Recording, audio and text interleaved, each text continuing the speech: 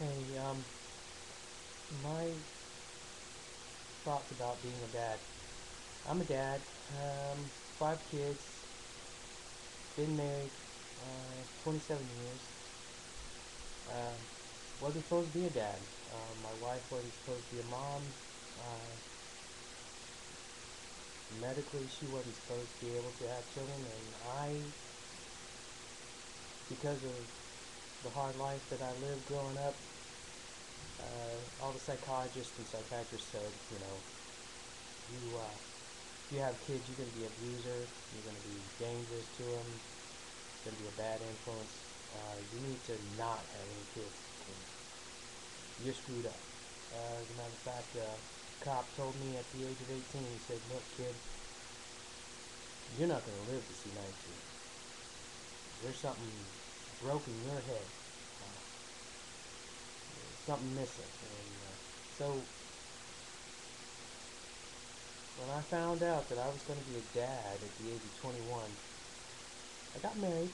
I did it right. And but I tell you now, I was terrified.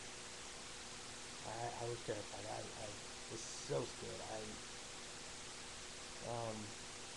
didn't know what I was going to do. Uh, then uh, when my wife was in labor with my first child, she almost died. Baby almost died. Um, and I really then totally felt like I was a complete screw up. I mean, people have babies every day, and men become dads every day. And I couldn't even do that right. I couldn't do a simple birth right. And the last thing I wanted to do was have to call my wife's parents up and say, I killed your daughter. I mean, it was ugly. It was an ugly, ugly thing. I mean, the doctor wanted to do certain procedures. I didn't want him to. He told me, he said, look, if you don't sign this paperwork, you'll have killed your wife and your child. So I did.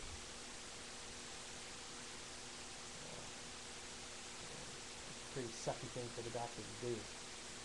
Nevertheless, here I am 27 years later. Um, my parents walked out.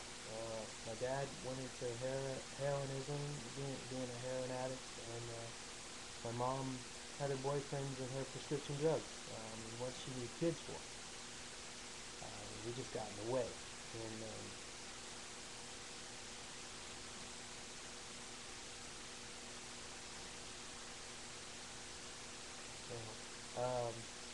but I was a dad. I'm a dad now. I've been a dad for 27 years. And the thing that made me a dad was that I stayed. I stayed. And I've made a lot of mistakes. I'm not a perfect dad. I'm not a perfect man. I made a lot of mistakes. Um, I wanted to do more. I wanted to be more. And I strove to become more. I 2 and 3 jobs to support them. Working crazy hours, crazy days, putting up with all kinds of crap from all kinds of people for different reasons. But the reason why I did what I did was because I didn't want my kids to say to me what so many of my friends said about their dads. Like, hey, I never knew him. My mom says he's dead. Um, my grandma says that when he found out I was coming around, he just took off, never came back. And, I had girlfriends that told me, hey, I wouldn't be as screwed up as I am today.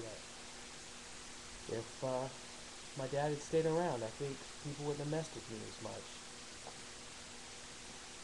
And, my best friend, he earned a lot of money. And he became famous and rich and owned a lot of property. And one day we're sitting around his house and looked at me and looked at all this stuff, and he said with tears in his eyes, he said, you know, I would give anything if my biological father walked through those doors today and just said, I'm proud of you, son. You did really good for yourself and really good for your family. Um, and I was there. I mean, I was there for all my kids' births. Uh, delivered one of them. Um, when they had plays and little musicals and played sports and graduated from high school and went on to college and different things like that. I was there. I was there. I drove them there. uh, Helped them pick out their outfits. I got to be part of that. And every day in the morning when I pray for my kids, and when I go to bed, I pray for them then too. And there's not a day goes by that I don't think about them and what they're doing in this world and how they're making it. Um, there's days when I kick myself and say, I could have done this better, I could have done that better. But I tell you this, every day for 27 years, every day I've loved them. I've loved them with my whole heart. Loved them in a way I never thought I could love anybody. Um, and it's been a real blessing. And part of why I'm doing these videos is because of my children. Um, and my son especially, I guess, because he said, he said, Dad, you're a teacher. You do a lot of different things. You've driven a truck, you've fried chicken, you've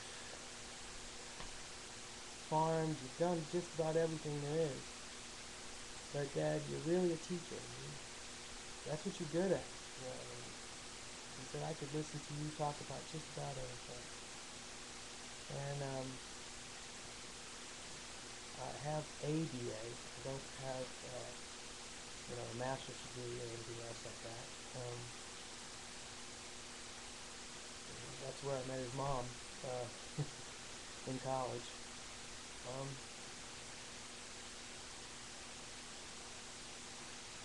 I'm not rich. I've never been rich. I made, there was a couple times when I had spikes in income. But the biggest thing in my life is letting my children know that their dad is here. I'm here. I might not have everything that they might need, but I might know somebody who has what they need. Somebody might know me. Hear about, hey, I heard your kid needs such and such. But I'm here. That's the thing. I'm here. And that's the thing that causes people to respect my children, because they have a dad at home. Single moms have it rough because people see, oh, it's just her. We'll run over her. She's going to have to get a lawyer before we're going to be afraid of her. Or we'll just talk about her and say that she's a troublemaker. She comes to too many PTA meetings and says we're picking on their kid or whatever. My kids knew firsthand. Everybody in town knew. You mess with his kids, you mess with her kids, you got to mess with him. And nobody wanted to mess with him, meaning me.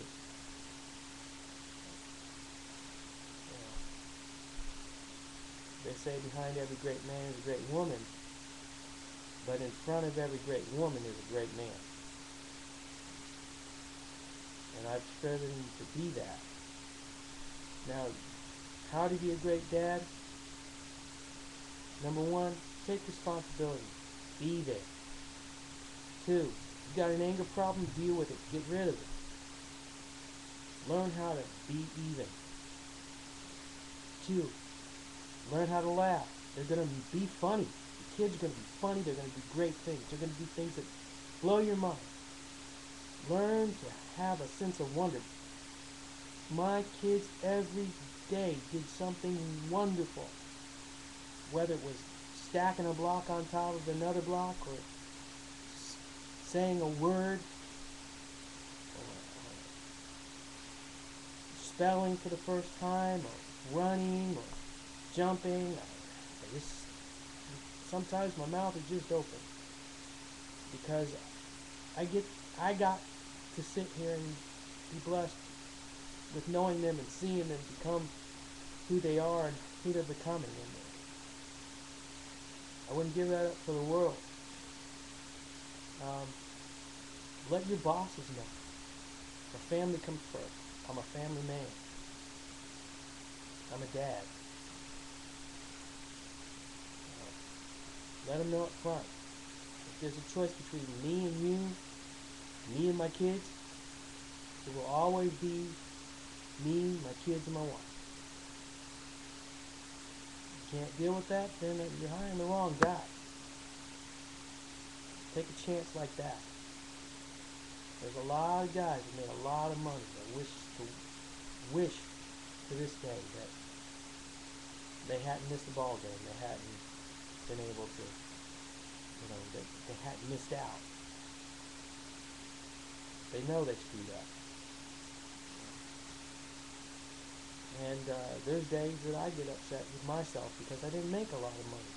I didn't go for the money. I didn't get the degree in college that, would set things up. But if you're a dad just straightening out, just starting out, put money away little bit by little bit so your baby can have something good later on. And put it in a different account that nobody can touch. And the other thing is, if your homies, your boys, girlfriends, whoever, get in the way of you being a good dad, tell them goodbye.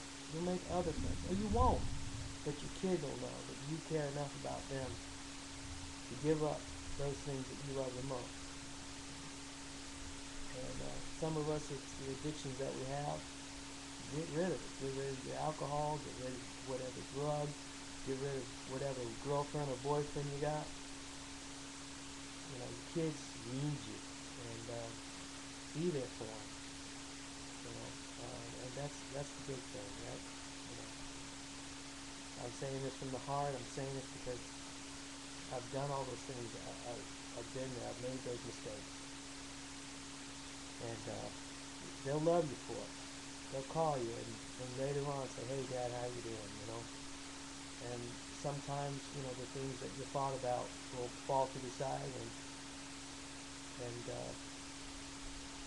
you'll see eye to eye. And between the ages of 13 and 25, sometimes you become dead, to them, or dumb to them, or stupid to them. But afterwards, they come around and say, "Hey, wow, my dad's all right."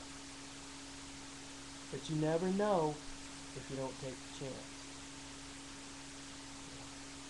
The other thing is they need you. I keep saying that. They do need you. To be a dad, to be around. Just so they don't get punked in this life. You don't take advantage of it. You don't hurt them. A lot of little girls out there being tricked and hurt and everything because they don't have a dad at home.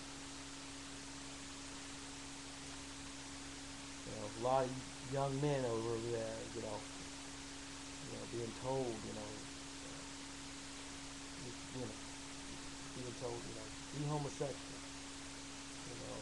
Grandmas and mamas dropping the bag. Mom and aunt, oh, it's cute he's playing with dolls. It's cute he's playing with dresses. It's cute he's doing this. He's a he's a boy. He needs to grow up to be a man. The only person who can teach him to be a man is a man. Okay? She can try hard and do her best to raise him and feed him and clothe him. But until a man steps up and says, "You're a man," he's not going to know he's a man. You'll think he's a man. You'll think he's doing mannish things. But it's a lion. It's a lion. He teaches a lion to be a lion.